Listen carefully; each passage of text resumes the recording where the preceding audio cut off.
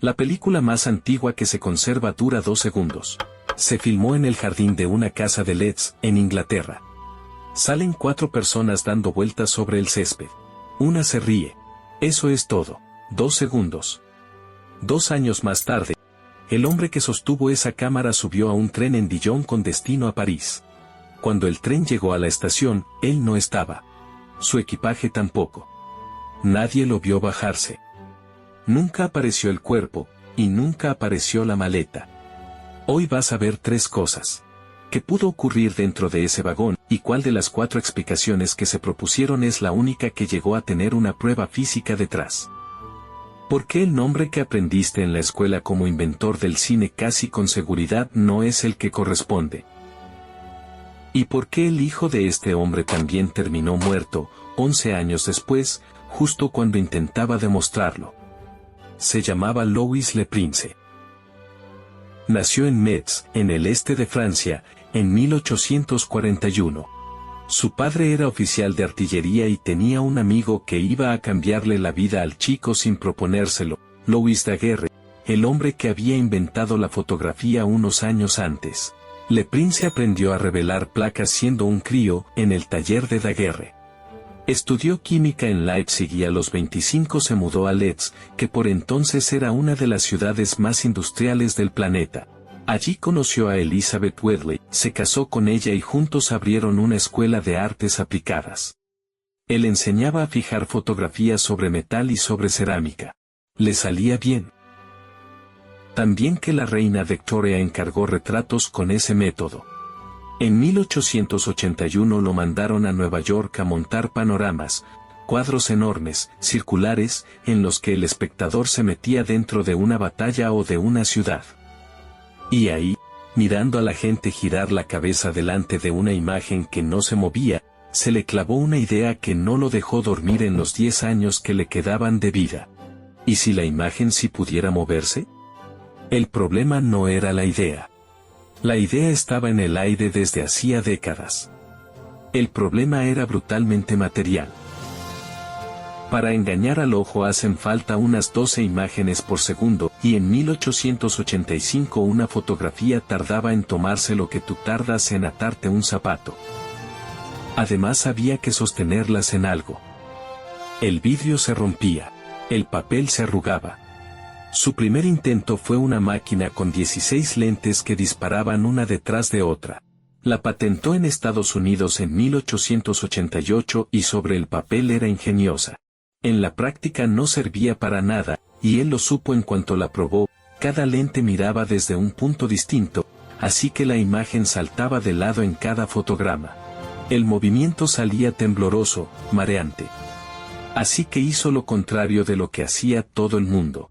Quitó lentes en vez de agregarlas. Se quedó con una sola, montada en una caja de madera del tamaño de un microondas, y detrás puso una tira de papel sensible que avanzaba a tirones. Un ojo, un punto de vista, justo lo que hace hoy cualquier cámara del mundo.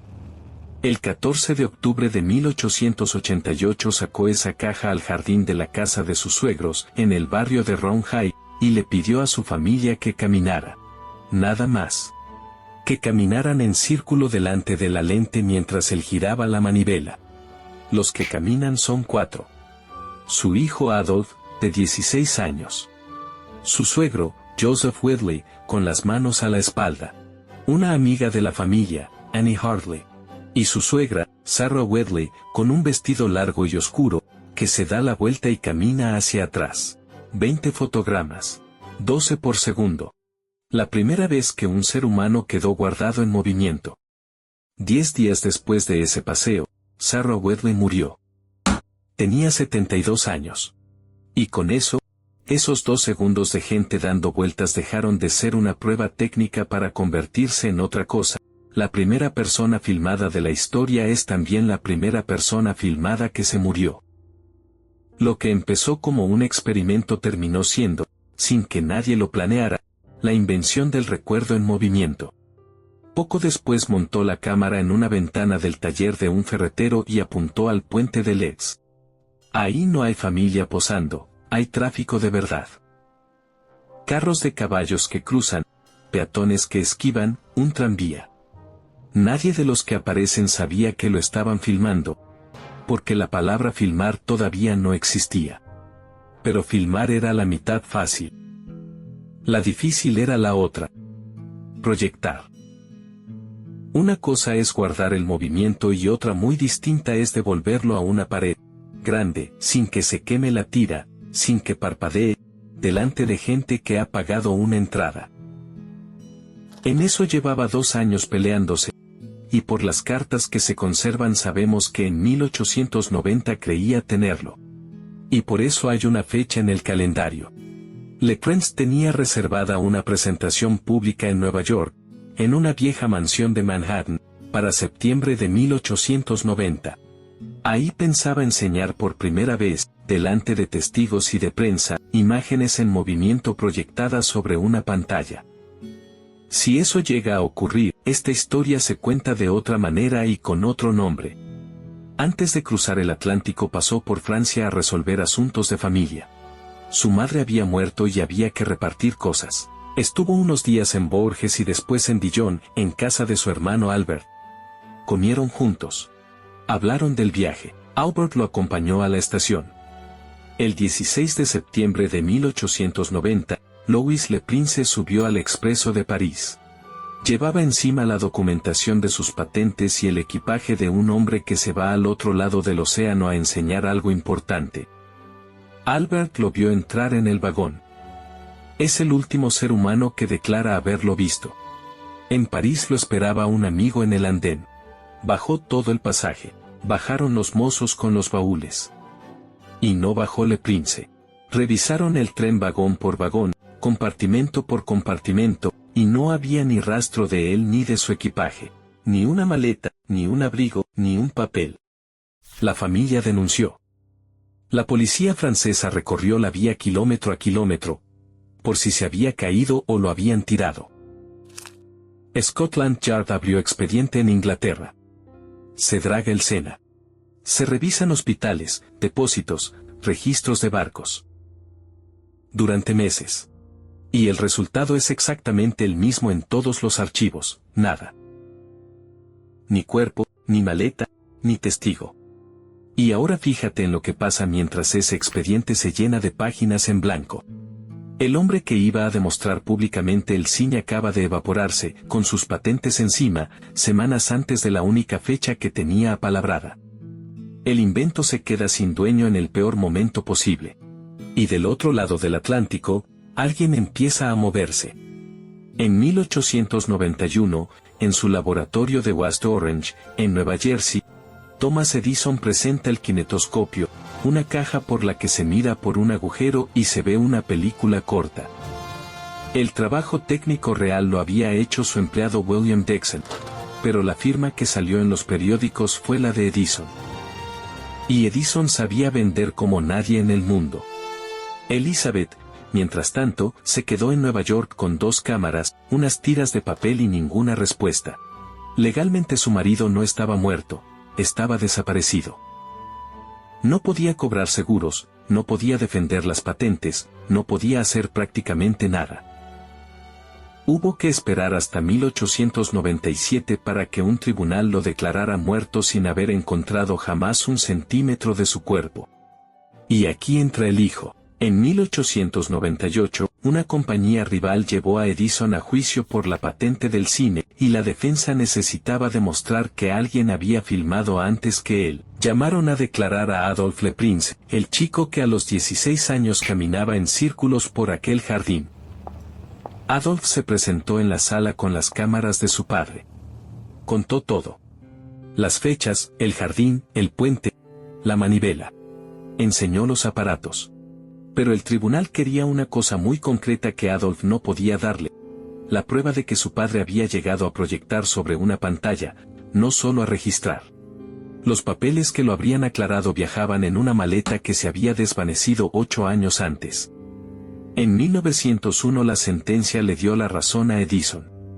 Un año más tarde, una apelación le quitó a Edison la condición de inventor único del cinematógrafo. Llegó tarde y no cambió nada.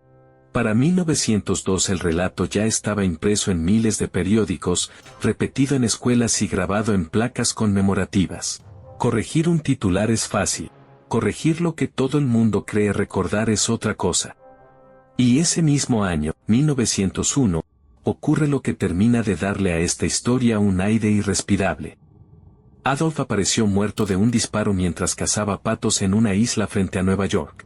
Se registró como accidente de caza.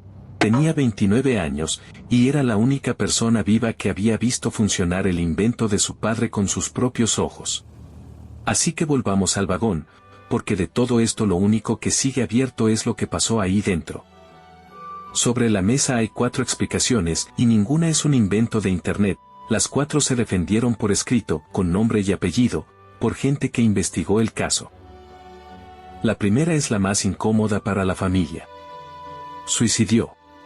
El historiador francés Jean Maroret defendió que Le Prince estaba arruinado, que llevaba años quemando dinero en una máquina que no terminaba de vender, y que se tiró en marcha para que su familia cobrara sin la mancha de la quiebra. Es coherente con las cuentas. No es coherente con una cosa. Nadie se tira de un tren llevándose el equipaje consigo. La segunda apunta a Albert, el hermano que lo dejó en la estación, por la herencia de la madre que acababan de repartir. La tercera, la favorita de Internet, señala a Edison, y hay que decirlo claro, no existe una sola prueba que lo vincule con la desaparición, solo el hecho de que fue quien más ganó con ella. ¿Con cuál te quedas tú, antes de que te cuente la cuarta? La cuarta la propuso un pariente lejano en los años 60, que Le Prince se fue por su propia voluntad, para vivir en otro sitio una vida que en 1890 podía costarle la cárcel, y que la familia prefirió el misterio a la explicación. Ninguna de las 4 tiene un documento que la sostenga. Ninguna. Y así estuvo el caso, congelado, más de un siglo. Hasta que en 2003 un investigador francés llamado Jacques Fent se sentó a revisar, hoja por hoja, los archivos de la policía de París. Y encontró una fotografía fechada en 1890. Es el retrato de un ahogado que sacaron del Sena y que nadie reclamó nunca. El hombre de la foto se parece a Louis Le Prince. Se parece muchísimo. Y ahí se acaba. Porque parecerse no es serlo. No hay tumba que abrir, no hay restos que analizar, no hay nombre en ese expediente. Es la única pieza física que ha aparecido en 135 años, y lo máximo que permite decir es que un hombre muy parecido a él salió del Sena mientras lo buscaban por media Europa. Lo que sí quedó resuelto es la otra mitad. Los 2 segundos del jardín sobreviven, se conservan en un museo de Bradford y están reconocidos oficialmente como la película más antigua que existe. Son 7 años anteriores a la primera proyección de los Lumière y 3 anteriores al aparato de Edison. El hombre que grabó la primera imagen en movimiento de la historia no llegó a enseñársela a nadie, y su apellido no está en casi ningún libro de texto.